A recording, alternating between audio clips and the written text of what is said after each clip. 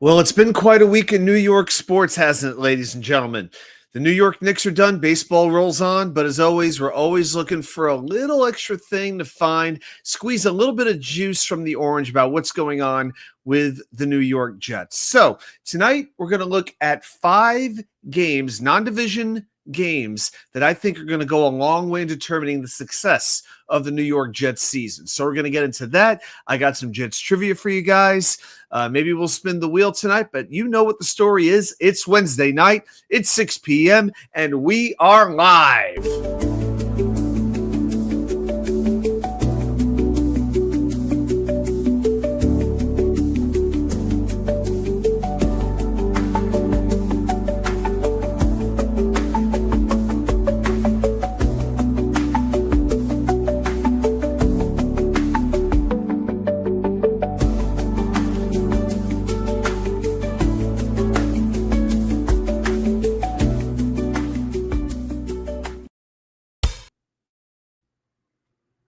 Let's play it anyway.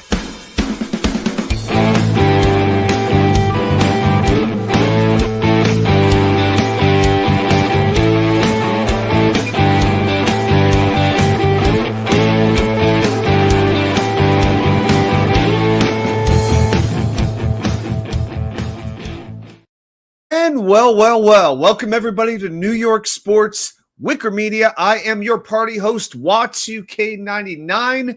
It is once again time for our weekly Wednesday night extravaganza. I want to thank everybody for hanging out with me tonight. I see we got the people starting to come into the chat, and hey, feel free to leave a comment, say what's going on, say hey, if you got any questions, any thoughts on your mind, feel free to share them. It's a whole lot more fun when we get to go back and forth and engage in a little dialogue over here. So we're going to get right into this. I'm going to spend a little extra time on the 3 and out than I normally would, just because of the breaking news with the Knicks that has taken place over the last 24 hours. There's just a few things that we need to get to. So let's get into the 3 and out right now. So first of all, with baseball, good job, I think, by the New York Mets so far in this 4-game series in Los Angeles against the Dodgers. Been a very, very competitive series so far. Mets won the first game, dropped the second game. 2 more games left to go in the series, including tonight at 10 p.m. I'll tell you what, I have been up till 1:30 every weeknight. I'm glad the boss has not been in this week because I might be showing up to work just a little bit sluggish, and his office is next door to mine, so you kind of get the feeling of what I get. But really, all I wanted was a split in the series. You know, win 2. You respect that the Dodgers are the world champions. They're an excellent, excellent team. But the pitching was amazing to me. I mean, Paul Blackburn, his first start after coming back from a spinal leak. It's not even fun to say that he had a leak in his spine. Comes back, basically shuts down the Dodgers, doesn't throw a single fastball, but he continues to just befuddle them. Mets win the game. And then Tyler McGill, he is one of the most frustrating pitchers I have seen in a long time, because he could be great, and then he can look like a AAA pitcher. He gives up 4 runs in the first inning, and then for the next 5 completely shuts down the Dodgers. Absolutely crazy. But Juan Soto hitting better and better.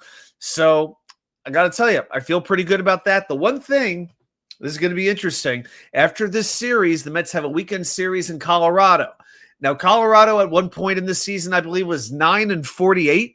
They now have just swept the Miami Marlins. They just won 25% of their games in 3 days, and this season's been going on 9 weeks. Okay, so just because the Mets are playing the Rockies, be careful. Rockies got a little bit of confidence. They got a little mojo going on. They feel like they got nothing to lose. They're going to play a little bit loose and free. Mets better be ready for it. And as far as the Yankees go, what else is there to say other than that this is the JV League, the American League? It's them and Detroit for the best record in the American League. They'll both get byes by the time the playoffs start. You know, the next closest teams are Houston and Minnesota, both 4.5 back of the Yanks. You know, Jazz Chisholm returned go-ahead home run last night against Cleveland. And even with Luke Weaver injured in the bullpen, Devin Williams starting to pitch better, starting to come out of his early season funk. Yankees will take on Cleveland again tonight, and then Boston's coming up. And that Boston offense, they're starting to roll a little bit. Red Sox have been struggling. but they can hit the ball. So Yankees, Red Sox, definitely looking forward to it. Quick swig of water for the working man and woman. All right, now let's spend a minute here on the NBA. First thing I want to say, first and foremost, good luck to the Oklahoma City Thunder and screw the Indiana Pacers. I really, deep down in my gut, I've seen enough heartbreaking Game 1 losses in series to know better. When you lose a heartbreaker in Game 1, you know you're about dead. I could point you to the Mets in 2015 in the World Series, the Mets 2000 Game 1 of the World Series against the Yankees, plenty with the Knicks against Indiana in 2013. I could go on and on with the litany that I have seen, and this is one of the worst losses. This may be the worst series loss I've seen the Knicks have since maybe 1997. The bench clearing brawl series against Miami that they should have won, and they would have given the Bulls a heck of a challenge at that time. And then the news comes down. Tom Thibodeau, Tuesday afternoon, out as head coach of the New York Knicks. And I got to say this, I was a Thibodeau defender amongst all the criticism from Knicks fans. Fire Tibbs, fire Tibbs. And the more that I think about this, I understand it. And I know it's not the coolest thing when you're coming down in the middle. But we don't know yet if this is a good move or a bad move. It depends on who they hire as the replacement. But Leon Rose, you got to remember, he was Tom Thibodeau's agent. I got to think it had to hurt him to make that call. And the backlash to the firing has been enormous. I would say, I thought it'd be about 50-50, positive, negative. It's been 95% easily negative. A lot of Knicks fans, a lot of media outlets are upset over this decision. The Knicks had just, and it's crazy, the Knicks had just signed Thibodeau to a $30 million contract extension, and it wasn't even scheduled to start until next year. Just crazy. 5 years with the Knicks, 4 playoff berths, a record of 226 and 174. That 226, by the way, 4th most wins in the history of the New York Knicks, a franchise that goes back 80 years, and they let him go 6 wins away from an NBA championship. Now, for the reasons why, he is a defensive-minded coach, and there is no doubt the defensive intensity lacked at times. But the players liked him. I don't care about these stats or these polls that are done around the league saying, what coach would you never want to play for? Thibodeau always finishes first. I really don't care what players on other teams think. I care about what players think on his own team. And we know this, Jalen Brunson was a huge, huge supporter of Tom Thibodeau. And we know in the NBA, players get coaches fired. But I don't think the Knicks have these kinds of mercenaries like a LeBron James or somebody who would just, get a coach fired and bring in his guy. But now you risk alienating Jalen Brunson. I hope that Rose and Jim Dolan, at least, and Worldwide West, at least took the time to mention it to him and said, hey, we're going to let the coach go. Are you okay with that? Because Jalen deserves that. Remember, Brunson took one of the biggest pay cuts of all time just to stay with the Knicks. And now what happens? If I had to give you like an analogy, like a Vegas analogy, this is like going all in at the poker table. You're either going to win the tournament on this hand or you're going to bust out of the tournament. So what you need now, what the Knicks need to do now with this coaching hire is hire a finisher.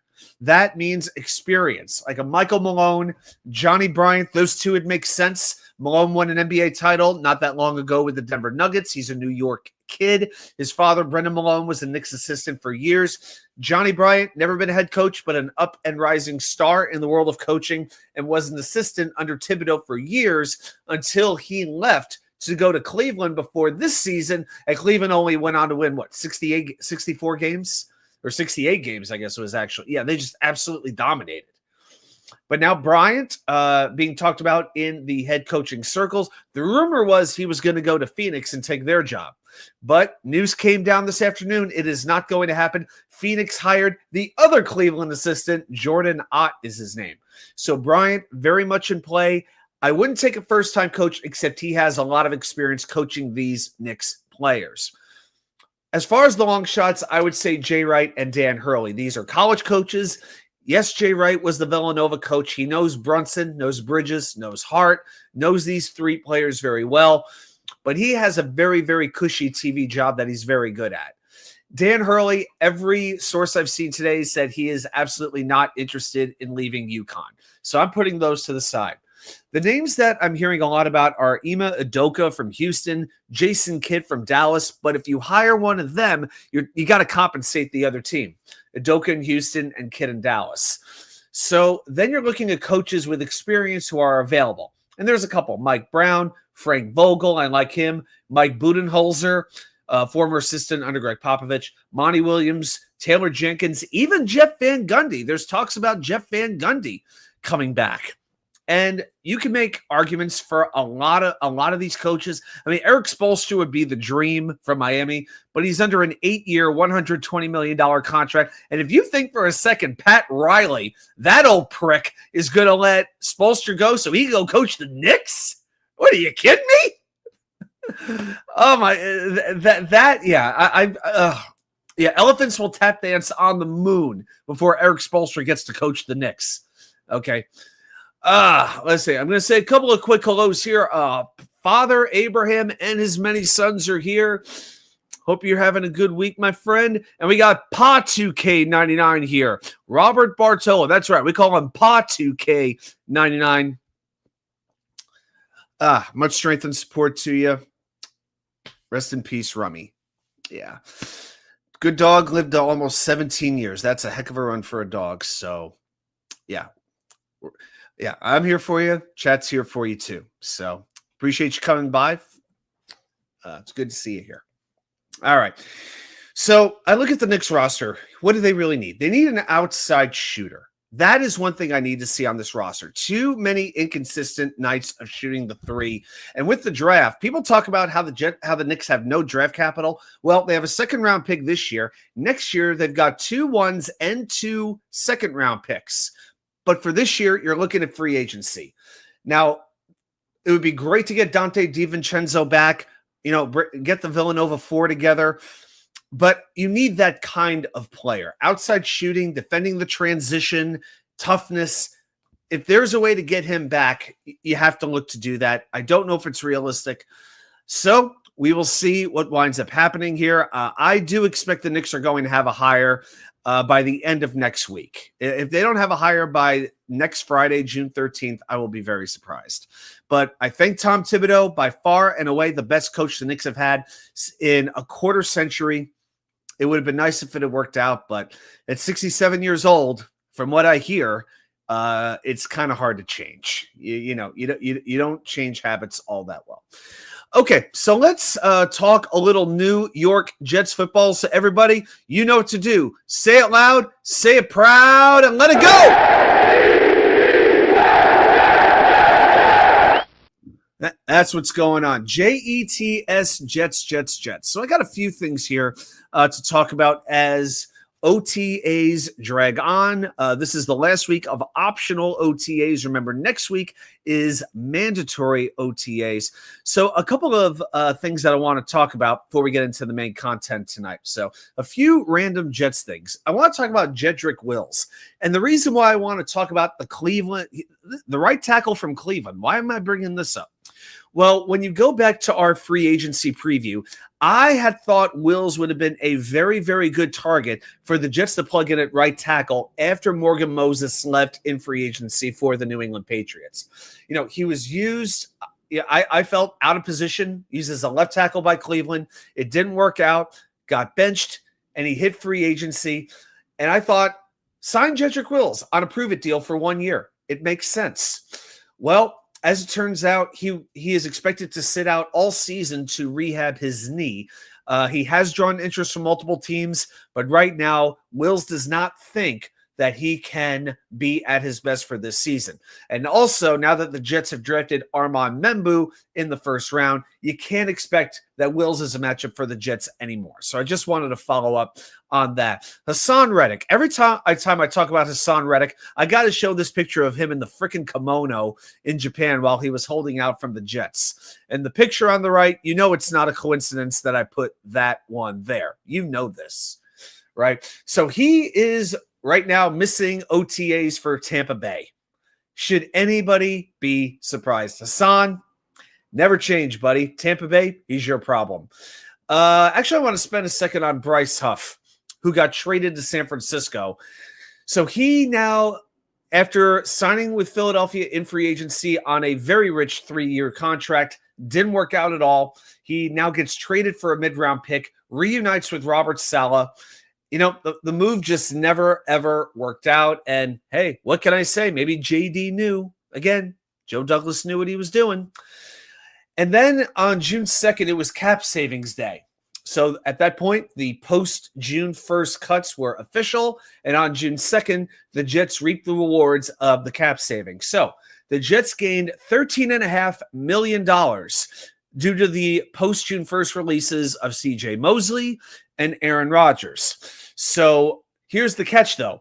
Rodgers' cap hit this year drops from $23.5 million to $14 million. But in 2026, remember, $35 million dead cap hit. And then he's off the books. As for C.J. Mosley, his cap hit drops from $12.8 million to $8.8 million, but there's a $7.7 million cap charge next year in 2026. So that's $42.7 million in dead cap money the Jets are going to have to deal with in 2026. So again, I'm giving you an early preview of next year's offseason. Don't expect a lot of heavy free agency signings because the Jets are going to be trying to clear this cap space. So now the Jets have $36.7 million to spend. That's the fourth most cap space in the NFL. Only teams with more, New England, they've got about $65 million. It feels like New England spent basically, Warren Buffett's fortune, and they still have over $60 million to spend. San Francisco and Detroit, those are the only three teams with more cap space than the New York Jets. And then we look at the cap value right now, and we look at the possibility of extensions.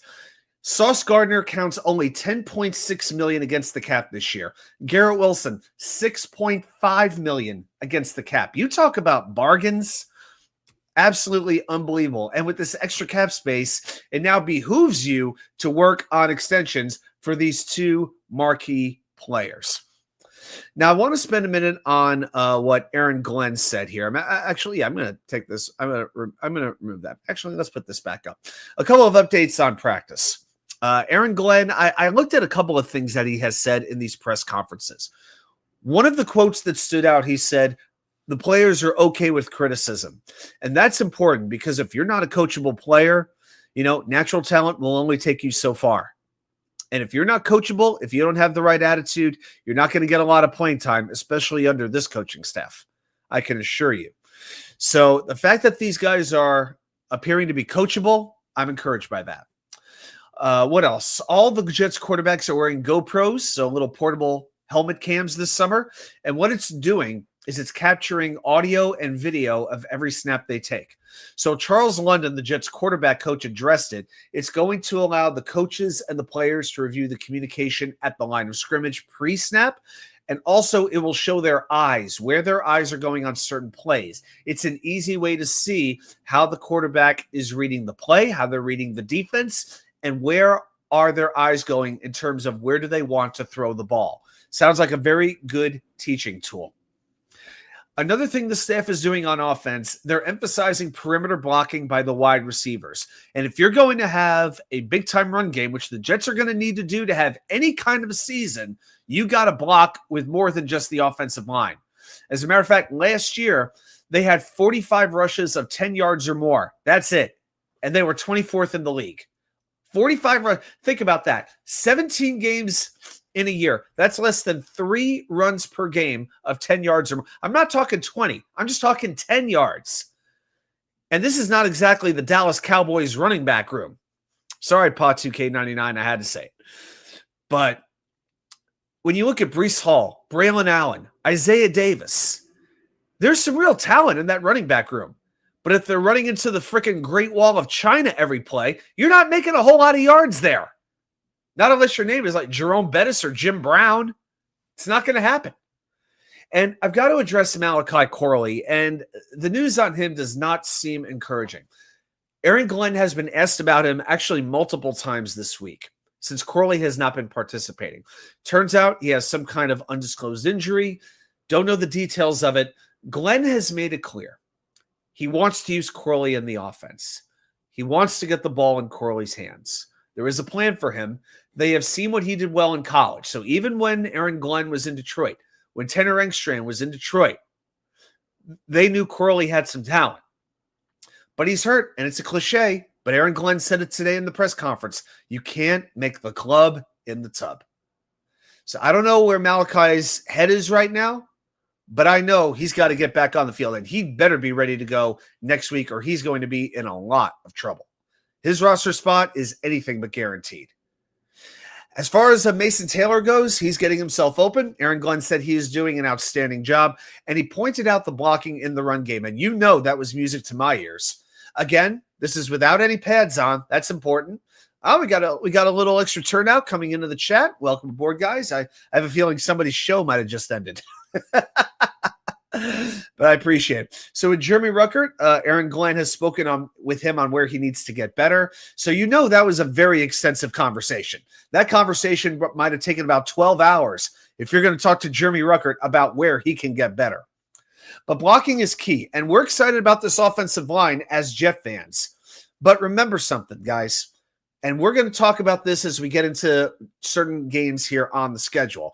The Jets have some big challenges against opposing pass rushers this year. In fact, if you look at the top 8 sack getters in 2024, all right, top 8, the Jets face 6 of them this year. Olu, Armon, get ready. And if you're looking for the names, I'll give you the names. Trey Hendrickson, Myles Garrett, Nick Bonito, Kyle Van Noy from Baltimore, Micah Parsons, TJ Watt. All on the Jets schedule. That's important to know. And this defense, hey, Jets Mess, the OG of channel members. How you doing, my man? Hope you're having a fantastic week. Happy hump day to you and yours. Looking at maybe 5 wins this year. Well, according to the mystery wheel, that's what we came out at. I've got an idea right now what my preseason prediction is, but we're going to wait until a little bit later down the line to do our NFL predictions and season predictions and all that good stuff. Yeah, we're gonna wait till at least till training camp starts. But all right, so let's talk about the defense a little bit. Then we'll get into the 5 games. So the defense has 8 returning starters from last year. Now they did finish 3rd in yards allowed for the 2nd straight year. So on the surface, that sounds pretty good, but yards is a very deceptive stat. And I'll give you, for instance, if the other team, if you're turning the ball over on offense and the other team gets short field position, guess what? You're not going to give up a lot of yards, because if you're starting at midfield, you might give up 20 yards home to a field goal. That's not a lot of yards, but guess what? You gave up points. And when you're not turning the other team over, you're not that great of a defense. Because the Jets may have been 3rd in giving up yards. They were 20th in points allowed. To me, like the entire team, the defense underachieved, and I'm gonna say it every year. That's on the coach and the coaching staff. Jets mess. Why did we get rid of Ty Conklin? I liked him. I will say this: he signed a very, very cheap contract. But the truth is, Ty Conklin was like finding a decent find at Dollar Tree. Okay, the free agent market was weak. To me, Conklin, he was not a good blocker. And you could tell me he was not utilized well, and I'll go with that. But he doesn't block. He's okay. He's an okay receiver. But is Ty Conklin a difference maker? Would you put Ty Conklin in even the top 15 of tight ends in the NFL? I mean, I really don't know if you can. Yeah, I'm actually, I'm going to look something up.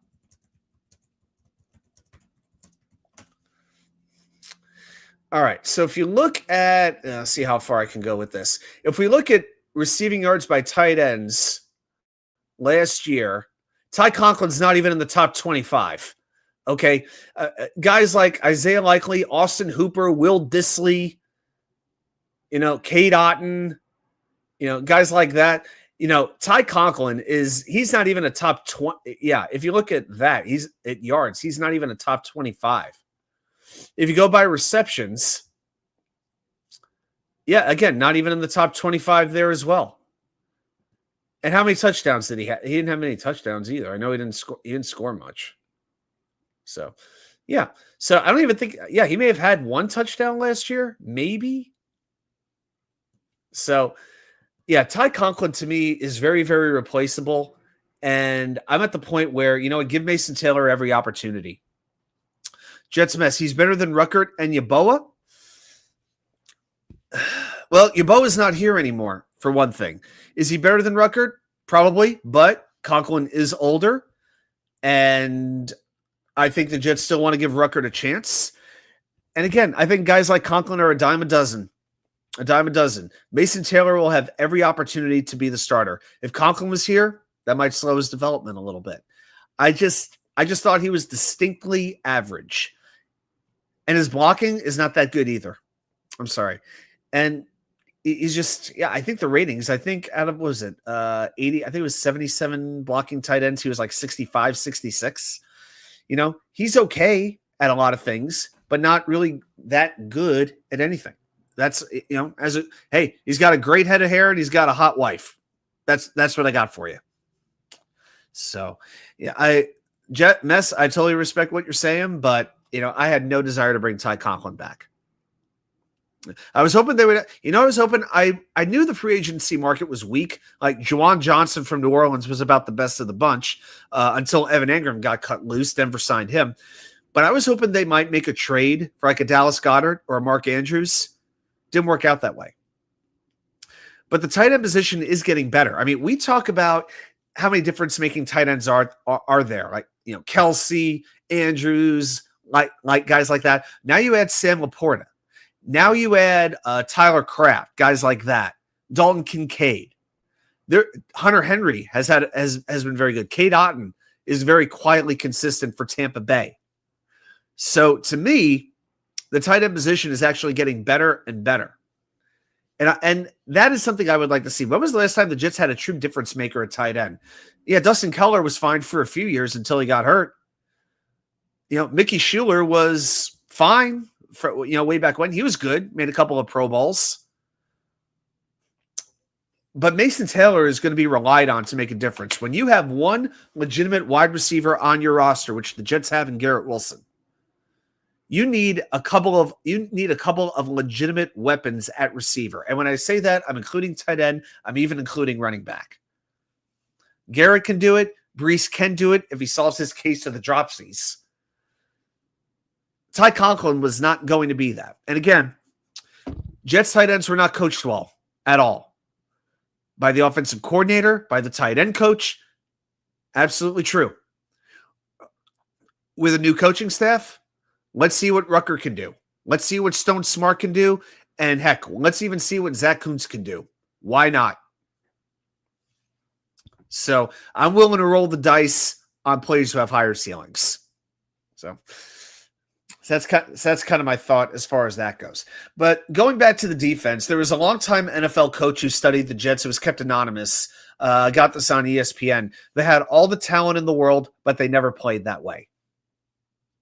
That was a longtime NFL coach, all right, who's obviously not a Jets coach, that the Jets were absolute underachievers. Now, the thing with that is Aaron Glenn prefers to play man-to-man, and Steve Wilks, the defensive coordinator, leans towards zone defense.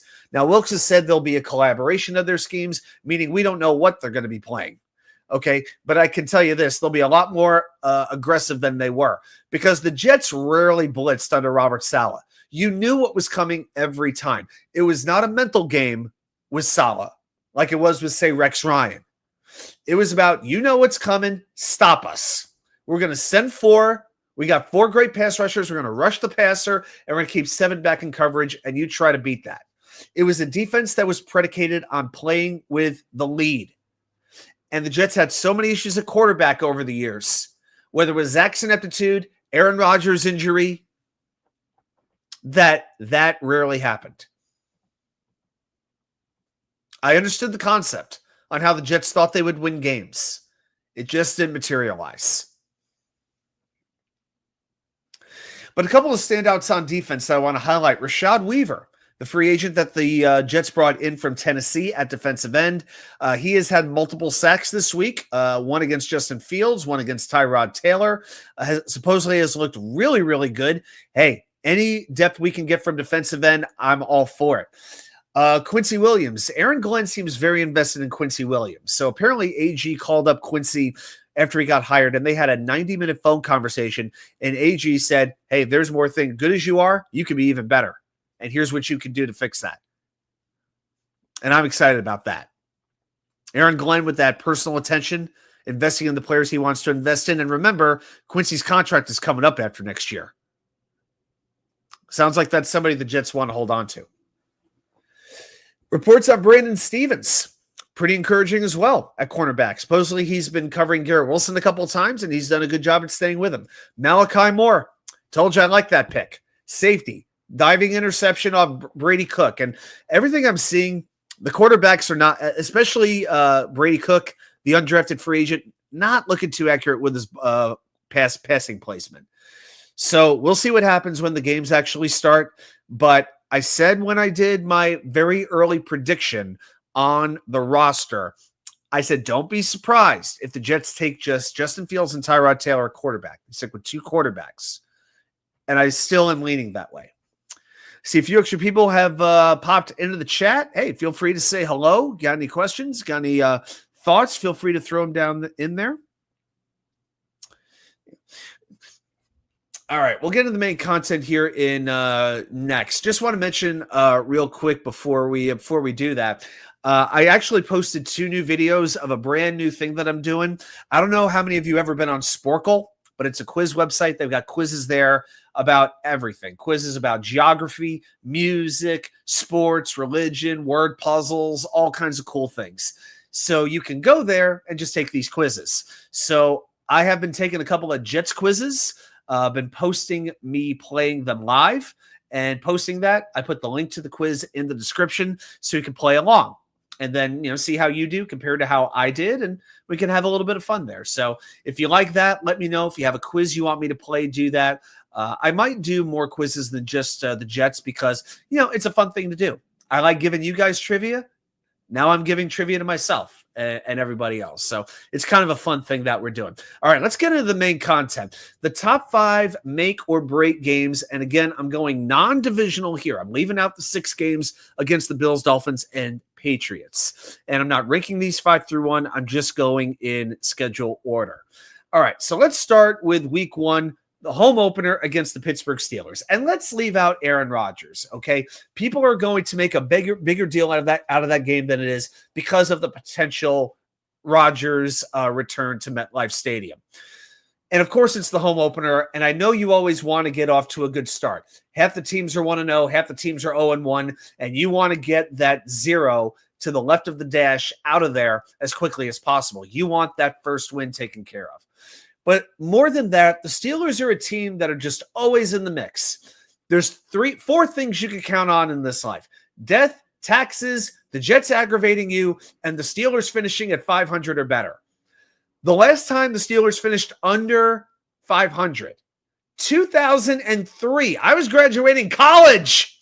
Okay? You know where the quarterbacks was? Tommy Maddox. Is that crazy? 2003, 21 years of consecutive seasons of 500 or better. People talk about the coaching, that the Steelers never change coaches. That stat is crazy to me. Much respect.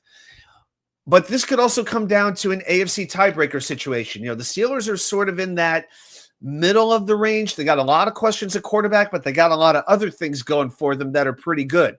And if you want to put some doubt in their head, beat them in your own building. We know the quarterback questions. Right now, it looks like Mason Rudolph. Please let that be the case.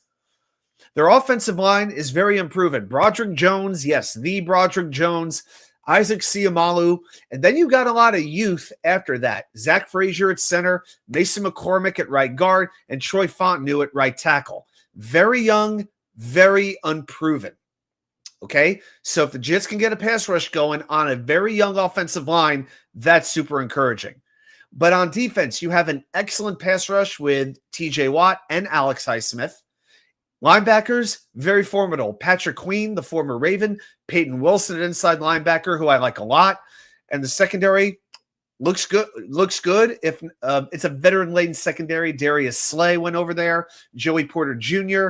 At safety, you've got Deshaun Elliott. And, of course, Minkah Fitzpatrick. And I still believe that Mike Tomlin is a very, very good head coach. The Steelers are not a spectacular team. By no means are they going to challenge for the Super Bowl. But you know one thing that they are? They're stable.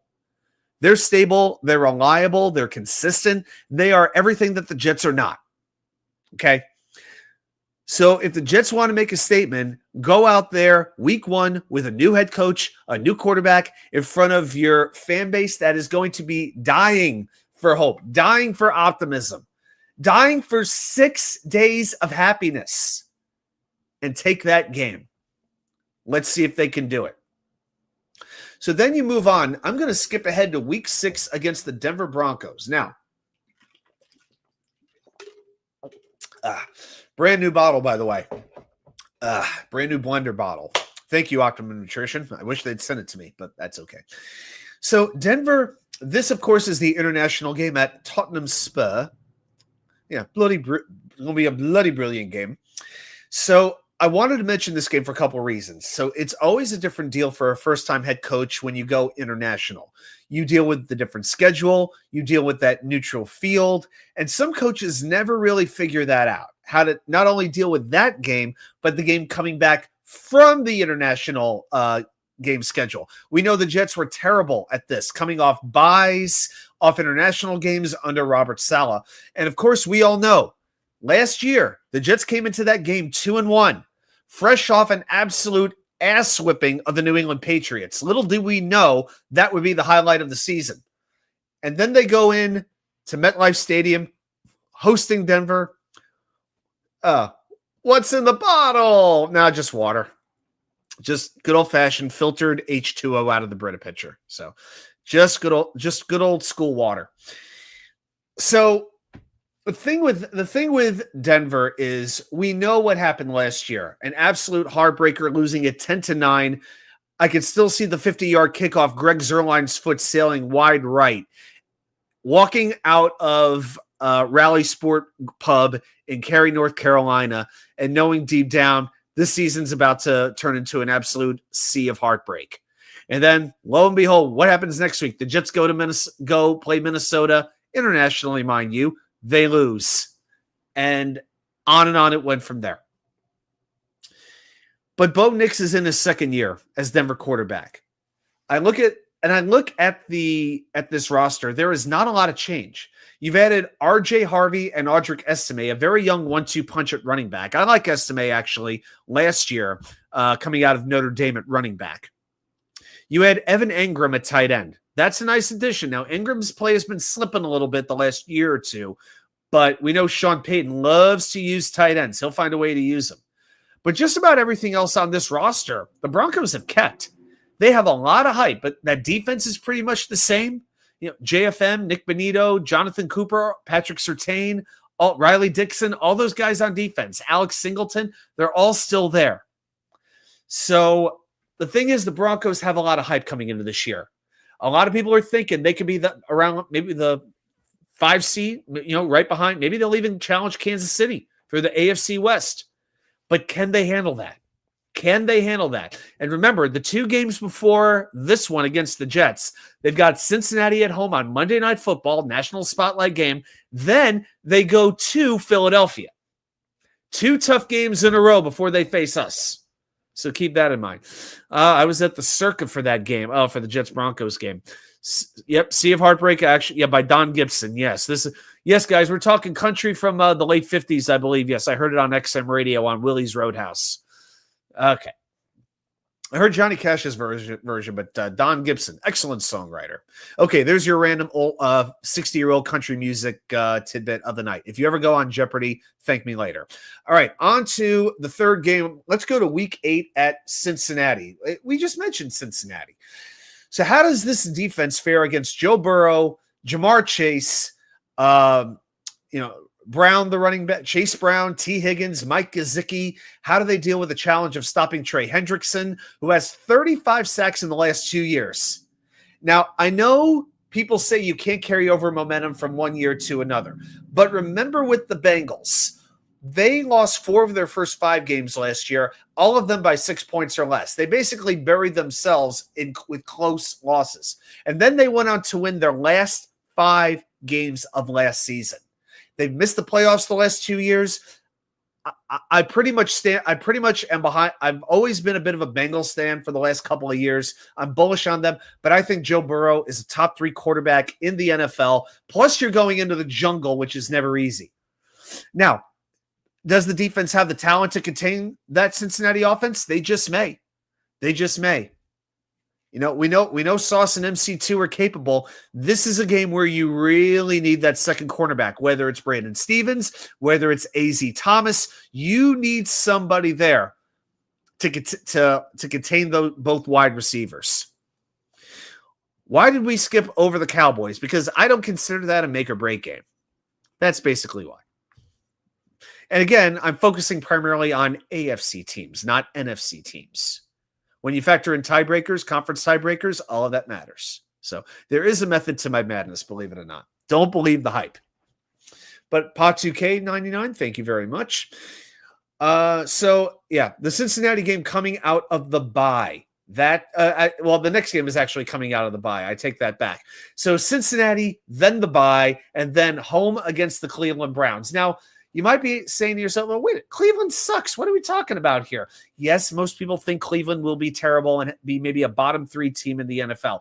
But remember, the Jets are 1-8 in their last 9 bye week games. These last couple of coaches have had no idea how to handle it. All of them. Bowles, Gase, Saleh. None of them ever figured that out. And a big part of success in sports, I don't care what sport it is, you beat the teams you should beat. Never, ever apologize for a win. I don't care who it's against. I don't care about how many points it's by. You play to win the game. Hello? Actually, I heard that from somewhere. Where did I hear that from? You play to win the game. You don't play to just play it. Anyway, but here's the thing. How many times over the years, now, when the Jets have been good, obviously this is going back many years, have they dropped games late in the year to a crappy team? There's time after time I could point to. And we look at the Cleveland roster. Now, quarterback has a ton of questions. We have no idea who's going to be playing. Kenny Pickett, Joe Flacco, Shedeur Sanders. Maybe they pull Tim Couch out of retirement. I don't freaking know. Running back and wide receiver might not scare you with Jerome Ford, Deontay Johnson, Jerry Jeudy. But you have a good 1-2 punch with Harold Fannin, who I liked a lot in the draft, and David Njoku. And I think the fact that the Jets have a couple of safeties who can cover now will help. You have a very tough offensive line. Guys like Wyatt Teller, Joel Bitonio, Jack Conklin, guys like that. And then on defense, we know Myles Garrett's going to be rushing the passer. He's either, in my mind, the best or second best edge rusher in the NFL. And a very good trio of cornerbacks, Ward, Emerson, Newsome. Cleveland, even though they fell apart last year, they got major questions at quarterback. Major questions at quarterback. There is still talent on that team. So beat the teams you need to beat, and Cleveland is one of them. I'm going to give you one more, and this is going to be the one NFC team that I'm using, and there's a reason why I'm doing this. Week 13 against the Atlanta Falcons. Now, the week before this, they're at Baltimore, which I think week 12. That may be the toughest game they have on their schedule. It's either that or at Buffalo, the last game of the season. Now, I don't know of anybody who's expecting the Jets to beat the Ravens in that game. But here's the thing. If the Jets do get beat down at M&T Bank Stadium, how do they recover against a team that has a lot of talent, but has definitely not put it together as of yet? But I think Atlanta is the class of the NFC South. I fully expect them to win that division. Not that that says much. It's like being the smartest panelist on The View. All right. It don't mean much, right? But I think it's actually a very exciting matchup. What is Michael Penix in his first full season as quarterback? The offense, again, like Cincinnati, a ton of weapons. Bijan Robinson at running back. Drake London, Darnell Mooney at wide receiver. Kyle Pitts at tight end. I know everybody's been waiting years for him to be the Kyle Pitts they thought he could be. The Kyle Pitts that was at the University of Florida. Maybe Penix unlocks that. And on defense, you know who signed as a free agent with Atlanta? Edge rusher? Our old buddy Leonard Floyd. That's right. The same Leonard Floyd who 2 years ago destroyed Aaron Rodgers' Achilles. Last year played with San Francisco. Played a large role in that beatdown. Leonard Floyd switches teams every year, but he always follows us. He's like a stalker. Oh my gosh. And then at linebacker, they've upgraded. Divine Diablo comes over from the Raiders. Jelon Walker, drafted in the first round. Jesse Bates, great leader in the secondary, excellent at taking the ball away. And I'll tell you, you want a good wide receiver cornerback matchup? Garrett Wilson at wide receiver for the Jets going against A.J. Terrell, the number one cornerback of the Falcons. I'm going to tell you this. Here's the intangible I like about this game for the Jets. This game is at home, and it's late November. This is a game where I want to see the elements come into play a little bit. All right. So those are the 5 games I'm going to call the make or break games that are not divisional matchups. So let's see what happens. Hopefully we get some it's one of those things where I want to get some news going into next week, but that usually means something went wrong. So let's hope there is no news, except maybe the Jets sign a defensive tackle or a wide receiver or a kicker that we have actually heard of before. That's kind of what I'm hoping for there. All right, so let's do a quick check. How are we doing on the likes here? We'll do trivia in just one moment here. Remember, hit that thumbs up if you haven't already. Remember, we get 15 likes. We do we will spin the wheel, and we got a little ways to go. All right, if you haven't hit that thumbs up, please do that. Helps me out, and we all enjoy the wheel, except for the 2 people in the world who it bores. Okay, guys, well, I'll tell you what we're going to go ahead and do. It is about that time of the week. Yeah, it's only 6:45, but you know what? I think we can get off to a little bit of an earlier start. Every week, you know what happens. I head down into the labyrinth of Jets knowledge. I bust open the books.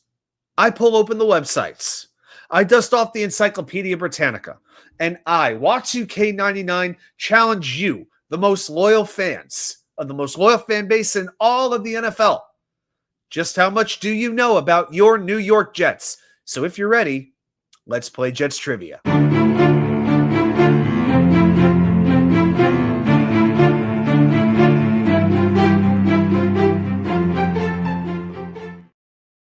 All right, it is trivia time indeed. All right, so let's go ahead and put the question here up on the board. There we go. And of course, you all know the rules. I'm going to put 5 minutes on the clock. And if you think you know the answer or answers, just throw those down there in the chat. And I've got actually a little bonus to go along with the trivia. And I'll share that with you after we are done. So your question tonight goes like this. Name the 3 Jets who had a reception over 90 yards. Jets have had only 3 players who had a reception of 90 yards or above. Can you name all 3 of them? Throw those answers down there in the chat, and let's see how we do. And sadly, I miss playing the trivia music. It was always fun, but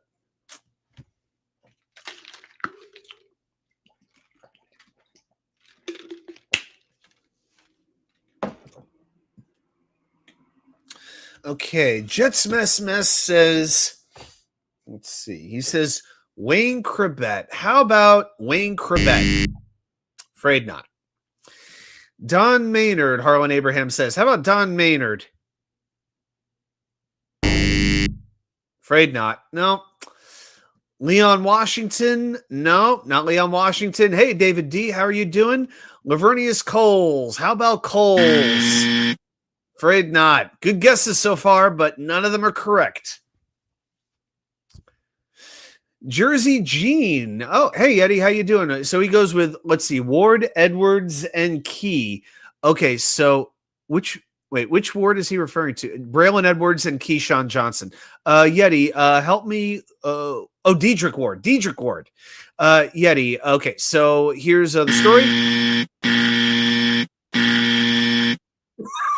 Yeti, all good guesses, but they're all incorrect. But that was a very good effort. There you go. All right. Let me go back up here. You guys blowing it up. I love you for that. Jersey Gene. How you doing, Jersey Gene? Goes with Wesley Walker. How about Wesley Walker? You got it. Wesley Walker is correct. Good job there. All right. Then when David D says Santana Moss. No, to Santana Moss. Richie Anderson. No. Matt Snell. How about Matt Snell? No. Well, I don't know if Matt Snell quite had the speed to go 90 yards. Hey, you opened the door. I just kicked it in. Harlan Abraham goes with Emerson Boozer. How about the Boozer? No. By the way, if you're wondering how I pick which buzzer to pick, it's just whichever one I'm feeling in the moment. Yeti goes with Curtis, my favorite Martin. How about Curtis Martin? Nope. David D with Al 2. Oh my gosh, I did not carry that. Let me try that one. Let me try that one more time. Al 2. No. That is true. He was hard to bring down. That is definitely true. Okay, I'll give you this much. We have 2 minutes left on the clock. Let's see. They are both wide receivers. Yet he got Wesley Walker, so you got 1 out of 3 so far. One player you definitely know. One player, if you're a Jets fan, you still know the name. Yeah, the other one, not a very, very well-known player, but both of these guys were Jets for a while. Let's put it that way. Yeah. So who are you going to choose? Yeah, guys ran through it hard. Yeah, he went through a lot of answers very quickly. So Wesley Walker is correct. Who else? 2 other players. Harlan Abraham, Santana Moss. Yeah, Santana was guessed, so not correct. Yeah, you got Moss when he was a Jet. He was really more of a returner, and especially in the first year and a half, he dealt with a lot of injuries. Yeah, he really only had like 2 legit years as a receiver with the Jets. Didn't quite work out the way for him as a receiver, though. I think the way we hoped. And after 4 years, he was off to the Redskins. The great Sharon McClain is here, and she chooses. See what I did there? She chooses Robbie Anderson. Correct. Robbie Anderson is correct. As a matter of fact, if you think about it, I bet a lot of you will know the play. And for the Cowboys fan in here, I know you know the play. 15 seconds left, guys. One more player, and I'm going to say this. You got to go back a few years. You got to go back. Yeti is going to go with George Sauer. Is it George Sauer? Oh, so close. 10 seconds. But you got to go back a few years for this last one. 2, 1. All right. Good try, everybody. All right, so I'm going to do – yeah. Oh, Lou Cravat, David D says, as opposed to Lee Cravat. Is he the distant cousin out in Italy somewhere? Lou Cravat? All right. So here's what we're gonna do. I got a little surprise for you here. So I'm gonna try this. I've tried rehearsing this once. So let's see if we can do this. I'm just giving this a second on my cell phone to see if it pops up the way that it should. It did. All right, here we go. Here is the 92-yard touchdown from Sam Darnold to Robbie Anderson.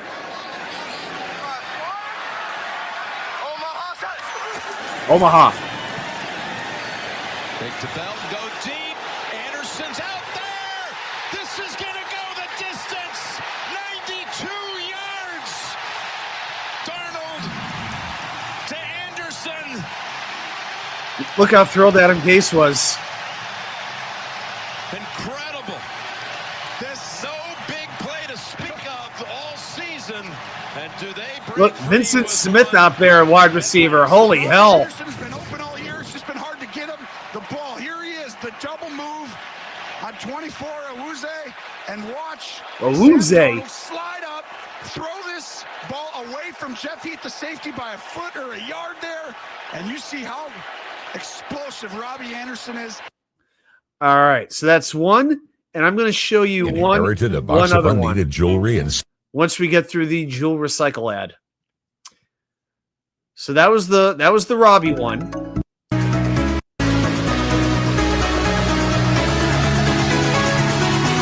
And here's the pass to Wesley Walker.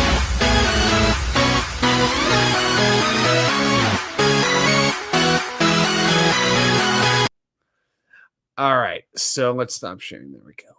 So I wanted to show two of them. I want to show those two to you. The other one I could not find. Sharon, yep, you're exactly right. It was Rich Castor, believe it or not. Yep, so Rich Castor. So Wesley Walker, Robbie Anderson, and Richie Castor had a 91-yard reception. Robbie was 92, and Wesley Walker was 96 yards. So, hey, who knows? Maybe it was not Joe McKnight. Yeah, it was not Joe McKnight. So hopefully, hey, maybe this year we'll get Justin Garrett for 97. It could very well happen. So that is the correct answer. So good playing, guys. Let's see. How are we doing on the like counter right now? Yeah, we're at 9. Yeah. I'll tell you what. We got 10. We got one more like. I'll tell you what. I want to do this. We'll spin the wheel. But I need one more like, and I know we have enough people in here for one more like. I'm moving the goalpost. There we go. Just like we got 10 likes. Just like the Knicks brass did with Tom Thibodeau. They moved the goalpost back. See how that works? Okay. All right. So I just kind of feel like doing a little spinning tonight. So we're gonna do the 100 Jets wheel, which we haven't done in a minute. So here we go. 90%. That's an A. Okay. Yeah, I got you. All right. So let me go ahead and remove this from the studio. Now I'm going to share the screen and add Jets 100. There we go. All right, everybody. So we know how the wheel works. If you're new and you've never seen the wheel before, we have 100 random New York Jets on this wheel. This wheel of green and white and black and some kind of off-white color that I can't really identify. So we are going to spin this wheel 10 times. And these names range from the Hall of Fame to the Hall of Shame. We've got Joe Klecko. We've got Jeff Cumberland. We've got Wayne Corbett. We've got Wayne Hunter. We've got Curtis Martin. We've got Christian Hackenberg. So we will spin the wheel 10 times and blind rank each player. And the goal was to have a list from 1, the best player, to 10, the worst player. And we want to get them in order. And, of course, you get to put down whatever player you want in the chat, and you claim that player. So what that would mean is if you claim that player and we land on that player, you can put him anywhere on the list that you want to.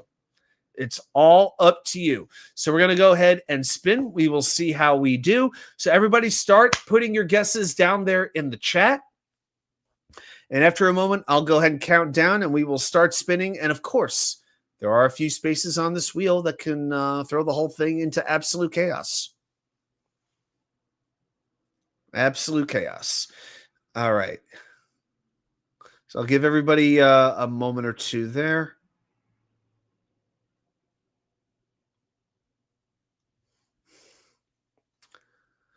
All right. I see the guesses starting to come in, the picks. And by the way, guys, whatever player you pick, I'm going to assume that's who you want to keep until you actually change it. Just to make it easier, I don't want to have to ask you to put new names in every single time if you don't want to. All right. I see a couple have picked. I'll give you guys about 15, 20 more seconds to get your initial picks in. Okay, I see that one. Yeah, I think I'm going to go. It's our first one in a while, so I think this is going to be a rough one. I'm going to say we land on Zach Wilson. Why not? Everybody I see so far is going with, just about everybody is going with good Jets. David D, with the exception, going with Colin Clemens. But I'm going to go with Zach Wilson. All right. We are about to spin the Jets 100 wheel, and we are going to make that first spin. I don't think Pete Lamons is on the wheel, Pot 2K. I don't think he is. All right, we're going to spin the wheel in 3, 2, 1.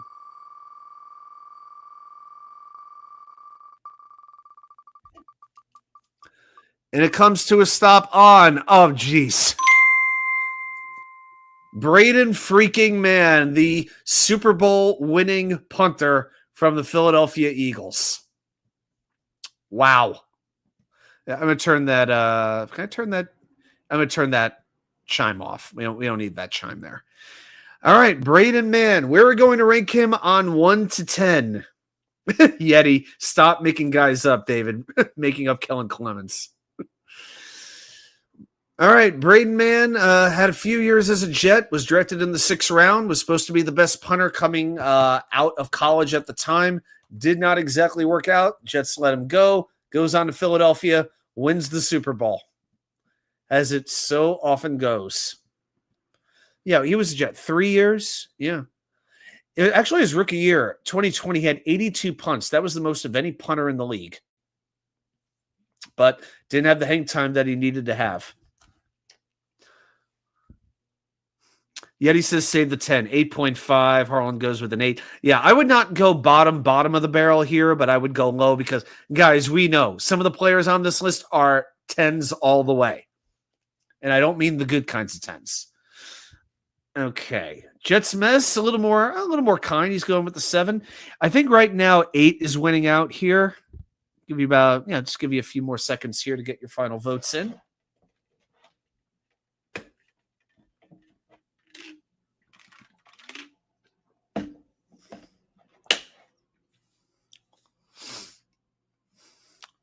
Okay. Yep, I think we got a pretty good spot. So I'm going to put Braden Mann at spot number 8.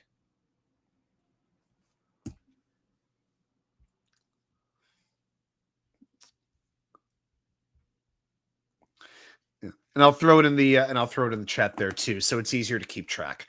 Okay, here we go. Spin number 2. If anybody wants to change their pick, I'll give you a few seconds to go ahead and do that. I'm going to go ahead and keep Zach Wilson. And remember, a lot of times when we do this wheel, we tend to fill up number 1 last. Will that be the case tonight? Will that be the case tonight? Now, I got to decide. The Mets don't start for another 3 hours. Am I going to try to take a nap first or stay up till 1 in the morning or 1:30 in the morning for the 3rd straight night? What am I doing? But good thing for me, I only have a half day at work tomorrow. So I'm very fortunate. After that, I'm going to try to go get my driver's license, which is the backup to get a driver's license in North Carolina, a first-time driver's license.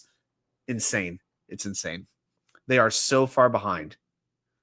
You have to schedule an appointment, and you can't schedule one until 3 months out. So, but I need to get mine sooner. So, yeah. So tomorrow, hopefully at this time, I'll have a new driver's license.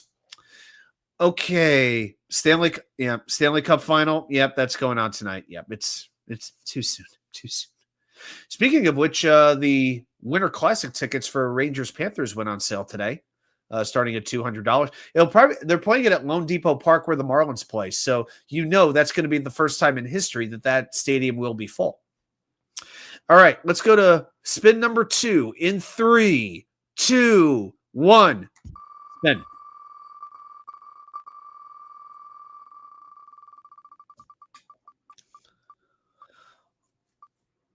Oh, remove any previous pick. So what that means is we are automatically removing Braden Mann from number 8.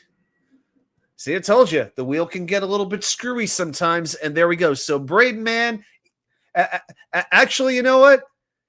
Considering what just happened, I think there is a very fitting way that we here at New York Sports WickerMedia will eject Braden Mann from the wheel, and it goes like this.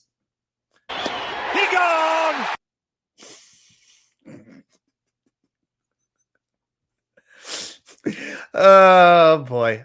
I try to be a nice guy most of the time, but I can be a bit of a jerk at times. I acknowledge it. All right, so we're redoing spin number 1. 3, 2, 1.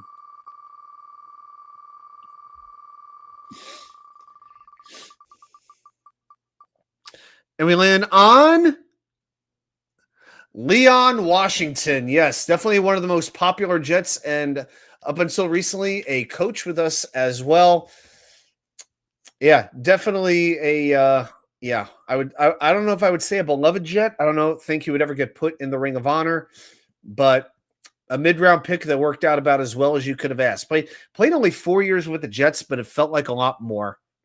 And while he was with the Jets, scored 13 rushing touchdowns, 2 receiving touchdowns. Of course, an absolute weapon on special teams. 969 receiving yards with the Jets, 1782 on the ground, averaged 4.8 yards per rushing attempt, And as a returner, if I could find that, yeah, there we go. 3 kick return touchdowns alone in 2007. 4 total with the Jets. So where are we going to put Leon Washington? Yeti says 5 or 6. Harlan goes 4. Jets Mess says 4. Sharon goes 5. Looks like we're going kind of middle of the road for number 29. Can you believe Leon Washington actually played 2 games with New England? Doesn't it make you sick to think of that? Man. So Leon Washington. So it looks like right now we're about middle of the pack. Right now, I think we're leaning at about a 5. I mean, I could go 4. David comes in with a 6. Little bit tougher. I know he wasn't there very long, but he was an impactful player when he was there. All right, I'll go Leon Washington at a 5. I can go for that.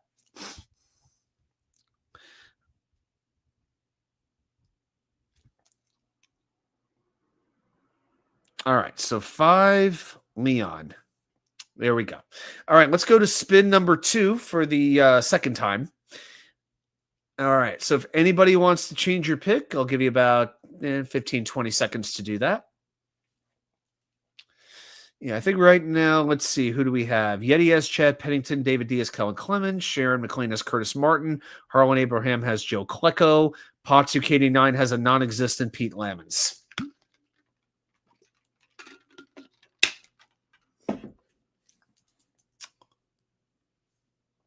Okay, let's go to spin number 2 in 3, 2, 1, spin.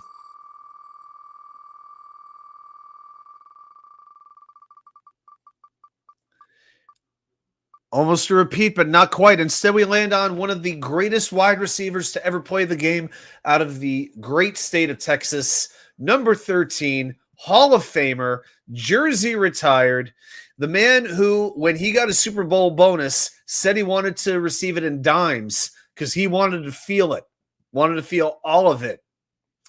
He told Joe Namath, I'm going to make you a great quarterback and you're going to make me a great receiver. Don Maynard. And I'm going to keep saying, when he retired as the all-time leading receiver in the history of the NFL. You wouldn't believe it, would you? Yeah, played all but one of his careers with one of his seasons with the Jets. Had one last year in St. Louis. But with the Jets, 627 catches, 11,732 yards, 82 touchdowns. What, 4 Pro Bowls, 4 all-team, all-pros. I mean, I don't know how you go anywhere but 1 on this. Harlan 1, Sharon 1, Jets Mess 2. Yeah, if you get Klecko or if you were to get even Namath or Revis, you can make an argument, but Winston Hill even loves smokeless tobacco. Oh, there you go, Pa2K. Thank you very much. Yeah, we know some about tobacco down here in the Carolinas on Tobacco Road. Okay. Let's see. Yeah, I would go on. Yeti goes 2 or 3. Okay. We really want to risk leaving spot number 1 open. That's risky, guys, but I'll do it if that's what you want to do. David D, 2. Right now, I think we're going to be leaning at spot number 2 for Don Maynard. You have just another few seconds to get your last couple of votes in. All right. All right. Spot number 2 to Don Maynard. I just realized I just thought of an idea for a new space, but we'll do that next time. All right, Don Maynard at number 2. Hopefully this pays off. Okay, we're going to go to spin number 3. Give everybody a second. If you want to put in a different player, you can. If you're not feeling we're going to land on Kellen Clemens, hey, you could always switch it. So we got number 2 and number 5 taken. 8 spots left to fill. All right, let's go ahead and spin the wheel. This is spin number 3 in 3, 2, 1.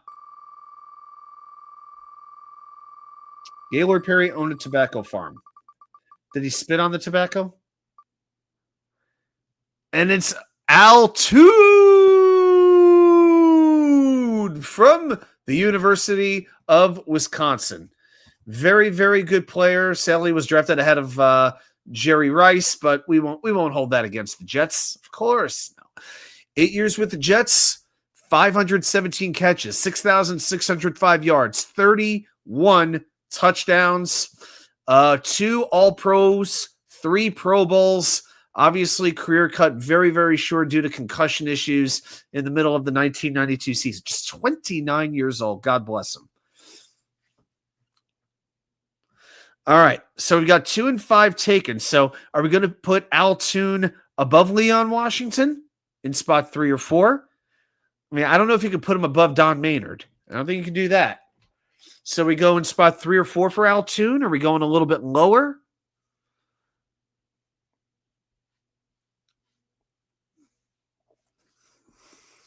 Yeti 1, wait 1. A little late. Sorry. Yeah, I there were enough 2s there where I could go with 2. Sorry, bro. All right, guys. So where are we going to rank Al Toon? All right. Right now the 4s have a slight edge. I could go either way with that one. I wouldn't have any problems with that.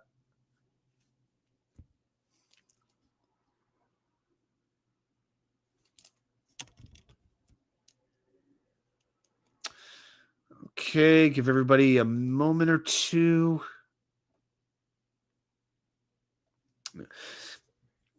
I know with my voice, it takes about 10 seconds for it to reflect in the chat. So I want to make sure I'm just giving a moment here for everybody.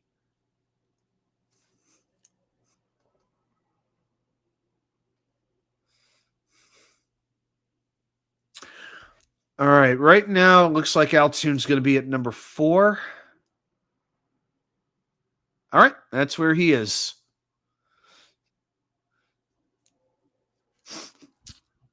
Al Toon. Okay. Al Toon. I wonder if his nickname was Car. If he drives, is that a cartoon?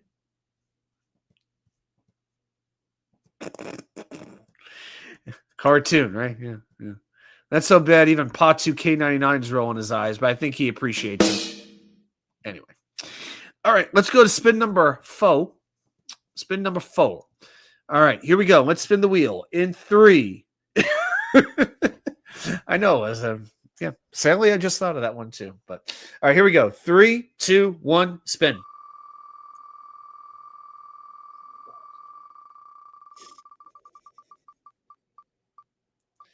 And we land on Le'Veon Bell, who as of late says if you pee in the shower, you're sick, and if you drink, you have issues. So, yeah, Le'Veon Bell being very, very opinionated on Twitter as of late. Yeah, Le'Veon Bell took the year off from football. We signed him, and that went just swimmingly. So with the Jets, he was with us for 2 years, played 17 games, 264 attempts, 863 yards, 3 touchdowns, 3.3 yards per attempt, 50 yards per game, 1 receiving touchdown. Oh, boy. Harlan Abraham wants to go 10 on that one. Oh, boy. Harlan Abraham going for the kill shot there. And we've only used spots 2, 4, and 5. So the whole back half of this list is available. So remember, that number 8, if you want to put him there where Braden Mann was, you can put him there. Yeah, I'm very curious to see where the chat goes with this one. Yeti, 13.6. All right, I get it.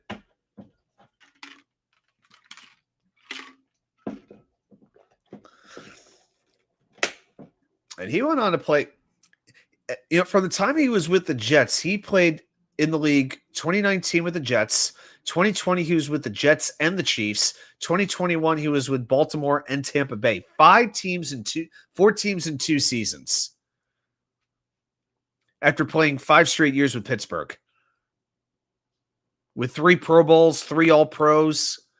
Finished top 5 offensive player of the year. Man.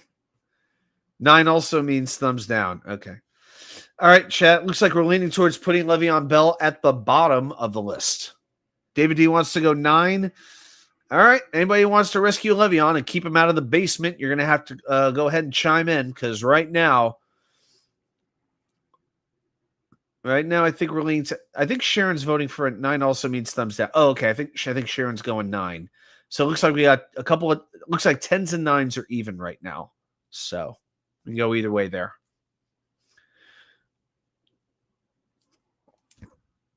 Yeah, I'd probably go 9. I think we're going to get somebody even worse. At least he was only here a year, just over a year. Yeah, never broke 20 yards. Yeah. Yep. His longest run. You're right.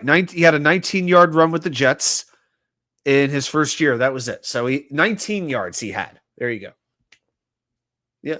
In fact, he never broke 20 yards once he left Pittsburgh. Not one time. All right. I'm going to go. It's basically up to me to break the tie. I'm going to go with the 9 and leave 10 open.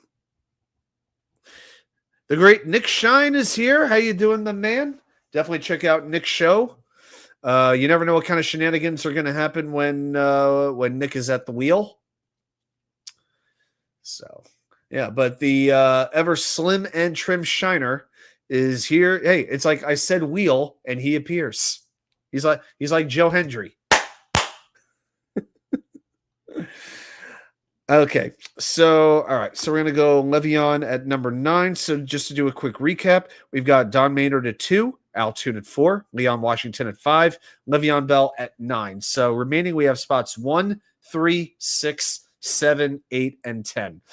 Nick Shine, I'm going to assume you're going to take John Hall. If you would like to claim another player, please let me know. I kind of know how the Shiner operates sometimes, but. Yeah, but if Nick, if there's a player you want to claim, by all means, please do so. Okay, spin number 5. 3, 2, 1, spin. Try to roll this a little bit. Oh, I think we got a little stipulation here. Okay, we get to pick left or right. So what this means is the player to either side of that space, we get to pick him and put him anywhere on the wheel or on the chart that we want. Okay. So next to that, we have, I don't know if I could really zoom in, but I could see it, but just in case, the zoom won't work very well. But I'll let you know, it is either Joe Klecko or Marcus May. Hall for life. I got you. So as we close the ad there, thank you, Miami.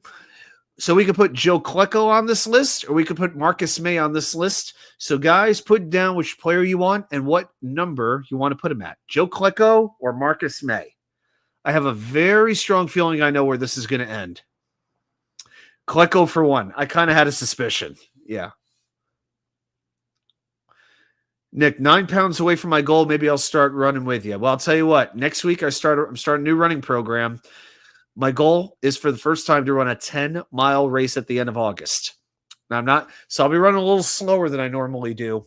But to go the distance that I'm going to try to do, not going to be easy. It's not going to be easy. Got to head back into work, keep wheeling and dealing, see what I did there. Yes. All right, Nick, have a good night.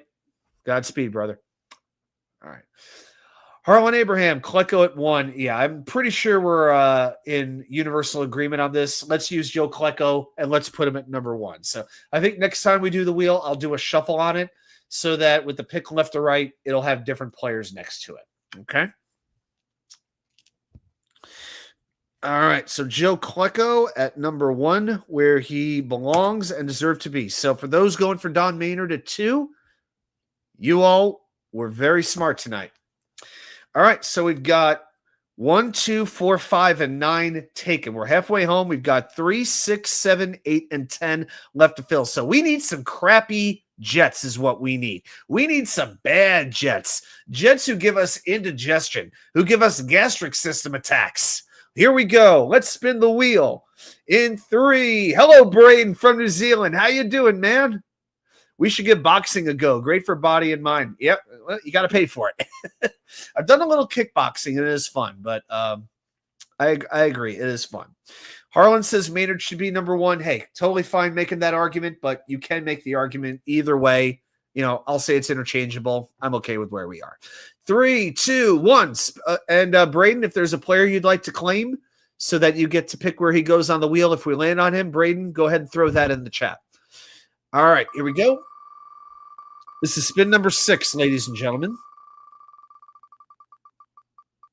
And we land on, we land on Brad Smith. Okay, so again, a very, very good mid-round pick from Missouri. Sadly left us to go to Buffalo with those absolutely ridiculous rules that they had at the time coming out of the lockout.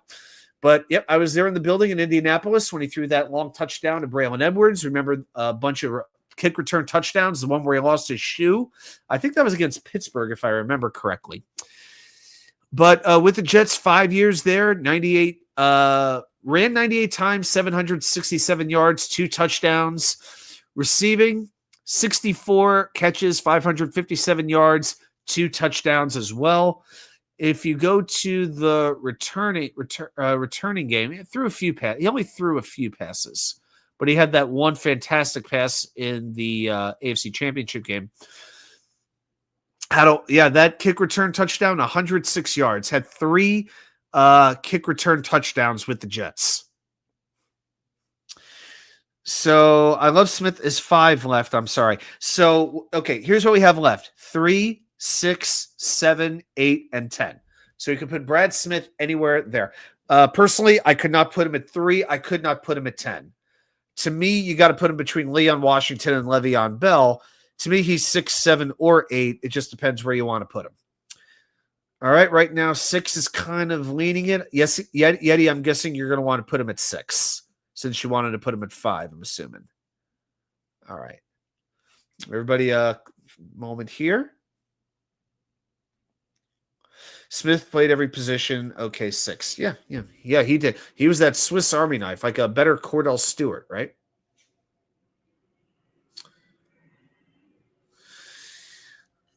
All right. Yeah, 41 years old. Yeah, still kind of a young guy. All right. Brad Smith, spot number 6.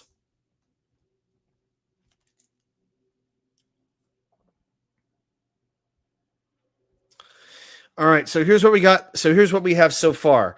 Joe Klecko, 1. Don Maynard, 2. Al Toon, 4. Leon Washington, 5. Brad Smith, 6. Le'Veon Bell, 9. So what we have remaining are spots 3, 7, 8, and 10. So we still need some bad Jets here. Okay, here we go. We're going to go to spin number 7, and we're going to spin the wheel in 3, 2, 1.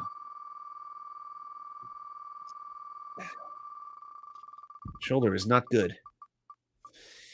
And we land on, this is going to be a rough one. Sam Darnold, who, of course, figured out how to play quarterback once he left the Jets, went to quarterback rehab, and things worked out very well.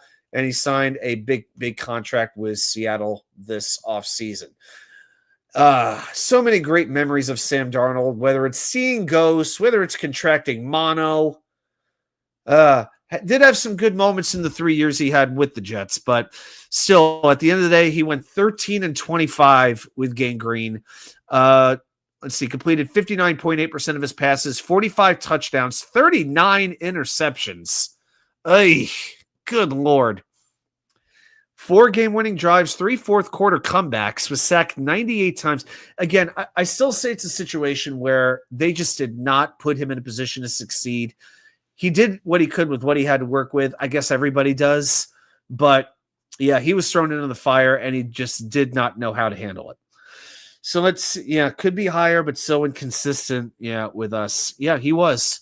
I remember the shootout game he had his rookie year with Aaron Rodgers, how good that was. Had a great game against Houston. But, man, it should have worked out better. But, again, when Adam Gase is your quarterback and your best receivers are like Robbie Anderson and Rashad Perriman, you're not going to win a lot of games. Yeah, Darnold was dealt a bad hand. Yeah, I could go 7 there too. Yeah, I think I'm with you guys. So Sam Darnold at 7.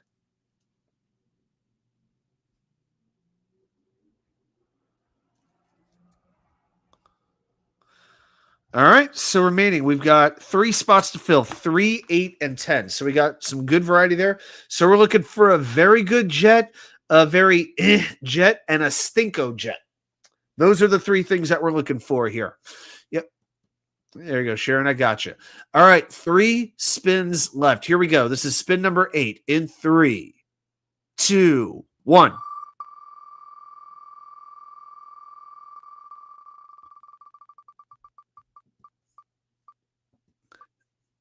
And it comes to a stop on woo! Browning Nagel. Oh, our consolation prize for not being able to trade up for Brett Favre in the 1991 draft. I understand he's doing some stock. If you're a stockbroker and you're describing your activity, are you stockbroking or stock breaking? What is that exactly? But anyway, Browning Nagel from Louisville. That's right. That's where he's from. So 5 wonderful years in the NFL, 3 of which were with the Jets. He was a great preseason quarterback, but with the Jets had a record of 3-10 in 3 years. He 13 games, completed 49.4% of his passes. Precious Jesus, 7 touchdowns, 17 interceptions. This guy makes Darnold look like Joe Montana. 4.2 interception percentage. That sucks. Sacked 30 times, sacked 7% on his dropbacks. Oh, my God. A 55.9 quarterback rating. Averaged 131 passing yards per game. How much more? Oh, my God. Ugh. That may have just ruined my dinner. I'm not going to lie to you guys. Wow. All right, Browning Nagel, a clear number 10. All right, so we got 2 spots left to fill. We've got spot 3 and spot 8. So here we go. Yeah, I'm just saying Nagel. Yeti, I got you, man. It's all good. Your phone doesn't want to learn the word browning, okay? I think, yeah, unless you're cooking something in the oven and you're trying to get some browning on it. Anyway. All right, spin number 9 in 3, 2, 1. We want very good or we want pretty bad. And we land on, this might be pick left or right. Okay, pick left or right. So we only have one option here, and it's Marcus May. So here's the thing. Are we putting Marcus May at number? I guess Marcus May. Are you going to put him? So in between there, we have Al Toon, Leon Washington, Brad Smith, and Sam Darnold. I'll pull up some Marcus May stats. Still active in the NFL, I believe. So Mayday played 5 years with the Jets. He did have a 104-yard pick 6 one year. Played 3 out of the 5 years. He played all 16 games. He had 6 interceptions. Actually, he didn't even have an interception. He had a 104-yard interception return and didn't score a touchdown. Oh my God.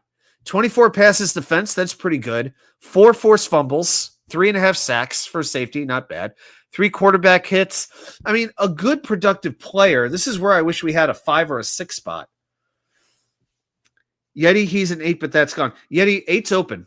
Remember, we had Braden Man, then we had to remove the spots. So, because next we remove last pick. So, Braden Man's out. So, we have 3 and 8 to pick from. So, in between 3 and 8, we have Al Toon at 4, Leon Washington at 5, Brad Smith at 6, Sam Darnold at 7. So, would you put Marcus May above them or below them? Again, no Pro Bowls. Did have 5 years with us. But pretty much all these other guys, I mean, is he worse than Sam Darnold? I can't say I love this. Enough said, 8. Yeah, okay. I mean, truthfully, I would rather, if I could, I would put Marcus May above Sam Darnold. And you could argue above Brad Smith. You could. I mean, the only really negative thing you could say about Marcus May, 2 things. He was drafted in the 2nd round, which is rather high, and he had injury issues. So, all right, number 8. All right, well, it comes down to this, ladies and gentlemen. Appreciate you guys hanging here with me. But this is it, the final spin of the evening, or so we believe. And we are trying to fill spot number 3 in between Don Maynard and Al Toon. So we need a good, solid Jet here. Or maybe I'll take remove last pick and get Marcus May off this wheel. All right, here we go. The final spin of the night in 3, 2, 1.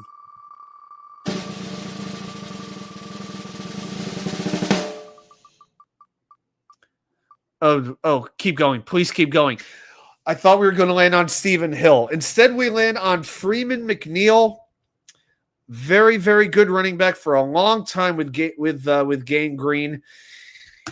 So here's what I would say about Freeman McNeil. A couple things. I think he was drafted, third overall that one year. Yeah.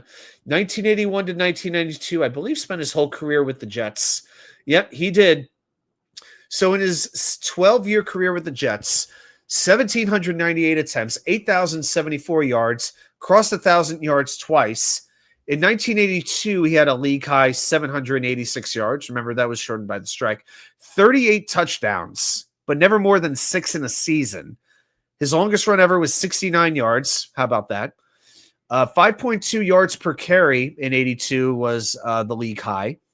Also had 12 touchdown receptions, but he did fumble 45 times. That's the drawback. 3 Pro Bowls, all-pro first team in 1982. Yeah, I would 8 May. I meant 8 May. My bad. Yeah, Freeman McNeil is number 3. So, guys, I'll tell you what. Let's look at this list one time here. I'm going to type that into the chat. So our final list, number 1, Joe Klecko. Number 2, Don Maynard. Number 3, Freeman McNeil. Number 4, Al Toon. Number 5, Leon Washington. Number 6, Brad Smith. Number 7, Sam Darnold. Number 8, Marcus May. Number 9, Le'Veon Bell. And number 10, Browning Nagel. Guys, I don't know. I think I got to tell you, I think we won the wheel. Now, my biggest gripe is the order of numbers 7 and 8. Darnold being ranked higher than May. I can't quite go there. But if you want to make the argument, you know what? You can. Why are the numbers not working? 3 McNeil, not 2. There we go. I'm gonna let's get rid of let's get rid of that. All right, guys. Well, hey, I think we're gonna call this wheel a win. So I think that's about it. So everybody, I want to thank you guys. Let's see if there's any last minute comments or things going on here in the chat. Yeah, I know the Stanley Cup Finals are right about that time when they're starting. Yankees are underway against Cleveland, and the Mets face the Dodgers tonight at 10 p.m. Might take a little Celsius, might drink a little Celsius, got a little watermelon lemonade to keep myself going. Some peanut butter pretzel nuggets. Just need a little energy rush to kind of stay up. I only need to get through a half day tomorrow, so I'm thankful for that. All right.